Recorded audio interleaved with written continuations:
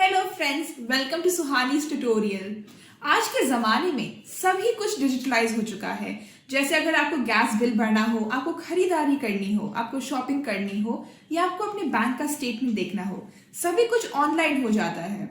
लेकिन अभी भी लोग बाहर जाके लाइनों में खड़े होकर देर देर तक लाइनों में खड़े होकर अपने बैंक स्टेटमेंट देखने जाते हैं। पर ये सब कुछ ऑनलाइन हो सकता है।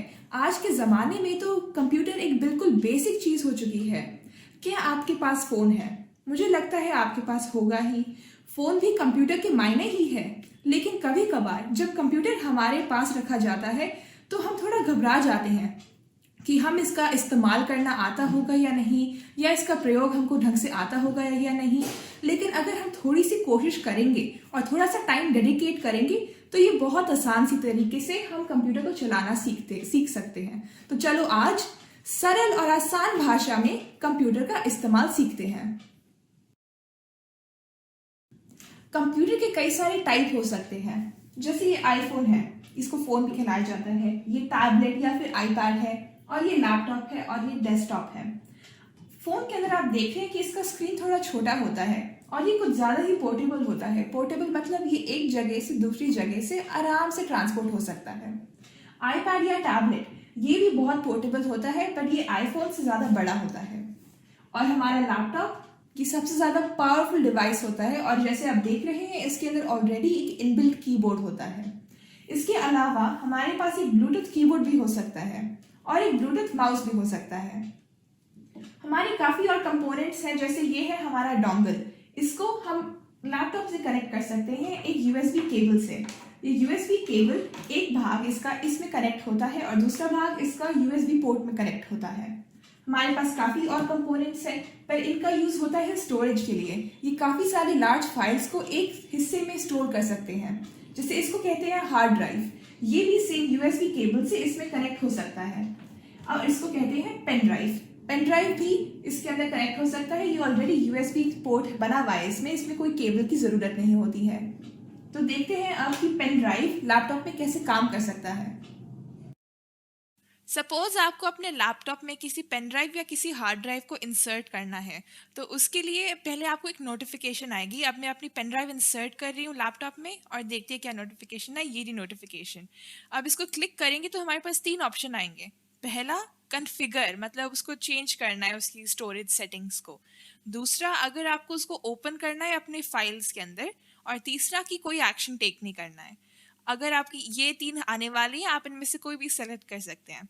अभी के लिए मुझे कुछ करना नहीं है। और फिर अगर आपकी वो नोटिफिकेशन नहीं आती तो आप अपने विंडोज़ पे जाएंगे, सेटिंग्स पे जाएंगे, उसके अंदर आप अपने डिवाइसेस को क्लिक करेंगे और यहाँ पे आप देख रहे हैं कि ऑटो प्ले लिखा हुआ है। अगर आपको ये नहीं मिल रहा है तो फाइंड अ सेटिंग के अंदर आप ऑटो प्ले टाइप भी कर सकते हैं, बट मुझे मिल चुका है तो आप ऑटो प्ले क्लिक करेंगे और देखेंगे अगर ऑन है या ऑफ है। अगर ऑफ है तो आप उसको ऑन कर दीजिए और आपकी नोटिफिकेशंस ऑन हो जाएंगी।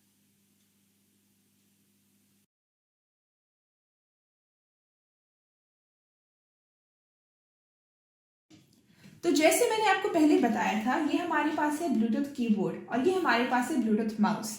इसके अंदर आप देख सकते हैं कि कोई वायर कनेक्टेड नहीं है, पर तब भी इसका स्क्रीन चेंज हो सकता है। जैसे मैं आपको दिखाने वाली हूँ, देखो मैंने स्क्रीन चेंज कर दिया है और इसमें कोई भी वायर नहीं थी। हमारे पास ऐसे और काफी सारे ब्लूटूथ डिवाइसेस हो सकते हैं।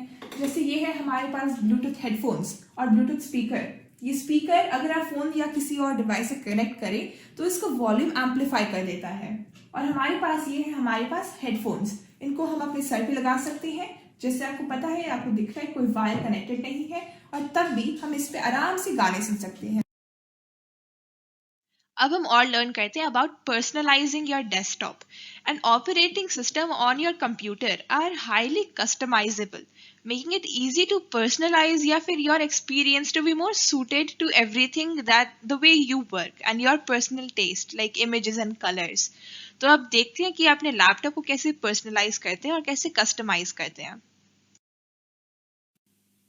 अब हम देखने वाले हैं कि एक्सप्लोरर का काम क्या होता है। अगर आपको एक्सप्लोरर खोलना है अपने लैपटॉप पे तो आप विंडोज़ ई दबाइए और आपको देखो एक्सप्लोरर खुल गया है। इसके अंदर क्या क्या होता है? इसके अंदर क्विक एक्सेस है, डेस्कटॉप है, डाउनलोड्स है, डॉक्यूमेंट्स है और काफ़ी सारी चीज़ें हैं। सपोज़ मेरे विंडोज़ सी के अंदर मैंने एक फ़ोल्डर बना रखा है सुहानी, उसके अंदर काफ़ी सारी फाइल्स होंगी। फ़ोल्डर क्या होता है? फाइल का एक पूरा सबमिशन। और फाइल क्या होती है? एक सिंगल आइटम। जैसे कि अगर कोई आपके पास सपोज़ कोई फ़ोटो है, वो एक फ़ाइल होगी। अब देखो इसके अंदर मेरे पास इतने सारे फ़ोल्डर हैं, मुझे एक और फ़ोल्डर बनाना है सपोज़। तो यहाँ पे मुझे न्यू का ऑप्शन दिख रहा है। न्यू के अंदर मैं फ़ोल्डर को दबाऊँगी तो मेरा एक नया फ़ोल्डर बन जाएगा। अगर आप इस फ़ोल्डर का मुझे नाम देना है, सपोज़ मैं न्यू दे देती हूँ इसका नाम, और फिर आप एंटर दबा दीजिए, आपका एक नया फ़ोल्डर बन चुका है। अब इस फ़ोल्डर के अंदर कुछ है नहीं, हमने अब तक कुछ डाला नहीं है। तो अगर हमको कुछ डालना है तो हम इसके अंदर से कोई भी, अगर ये वाला है सपोज़ आपको ये वाला डालना है उसमें, आप इसके ऊपर राइट क्लिक कीजिए, आपको इतने सारे ऑप्शंस दिखेंगे। या तो आप कट कर सकते हैं या आप कॉपी कर सकते हैं। सपोज मुझे कॉपी करना है और फिर मैं वापस उस फोल्डर पे जाऊंगी न्यू के अंदर, इसको डबल क्लिक कीजिए और फिर राइट क्लिक करके फिर से मुझे एक पेस्ट का ऑप्शन दिखेगा, ये रहा पेस्ट। पेस्ट को दबाएंगे तो फिर आपके इस न्यू फोल्डर के अंदर अब एक फाइल डल चुकी है जिसका नाम ये थंबनेल था ऑफ इन्फिनिट ब्रेन। अब ऐसे ही मैं अपने बहुत सारे फ़ोल्डर्स को सॉर्ट कर सकती हूँ। इसके अंदर काफ़ी सारे फाइल्स हैं, मैं उनको भी रेफ़र कर सकती हूँ और ऐसे ही कंप्यूटर चलता है। अगर सपोज़ आपको ऐसे नहीं करना है, आपको किसी और तरीके से अपने फ़ोल्डर को शिफ्ट करना है between two different different folders. मेरे पास ये था न्यू। अब मुझे किसी और तरीके से इस न्यू के अंदर, न्यू को दबा देते हैं चलो, न्यू के अंदर एक और फाइल डालनी है। अगर ये वाली फाइल डालनी है जो मैंने अभी अपने माउस के ऊपर डाल रखी है, तो इसको लॉन्ग प्रेस करके और फिर ड्रैग कर सकते हैं अपने फाइल के अंदर। तो फिर यहाँ पे ये इसको ऐसे ड्रॉप कर दो, यहाँ पे ये आ चुका है अब। तो अब न्यू फोल्डर के अंदर मेरे दो डिफरेंट फाइल्स हो चुकी हैं। ऐसे भी कर सकते हैं इसको।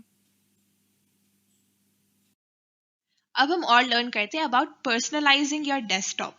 N operating system on your computer are highly customisable, making it easy to personalize या फिर your experience to be more suited to everything that the way you work and your personal taste like images and colors.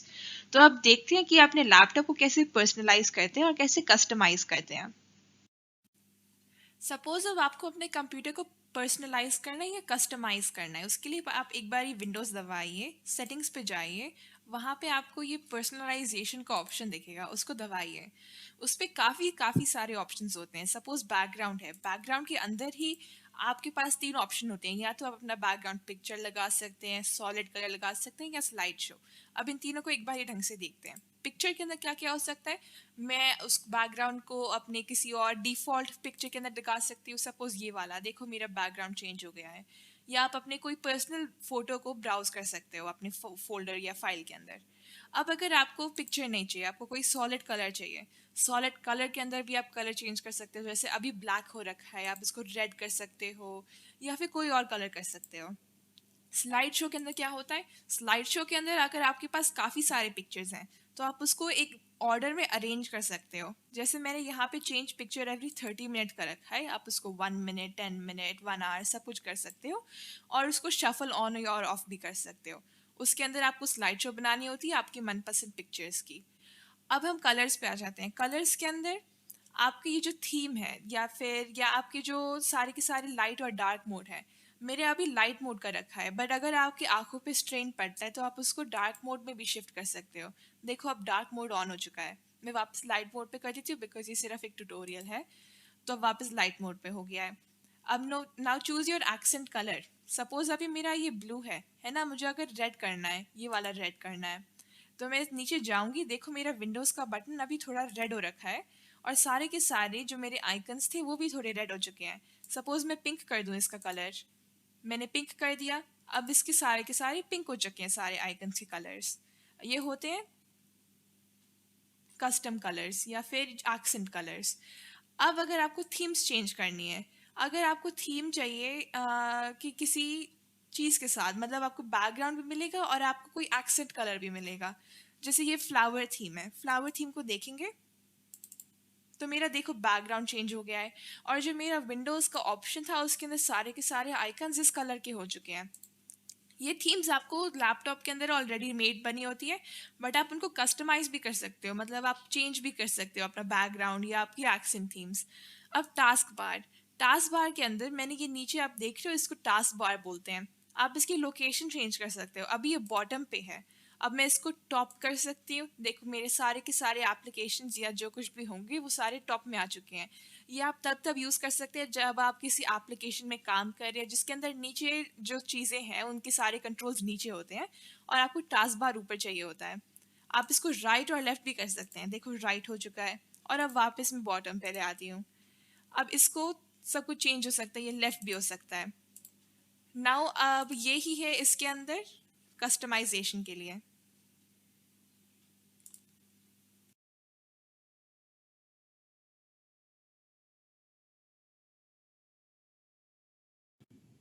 तो हमने अभी इस video में सिर्फ computer के थोड़े से भागों के बारे में सीखा है।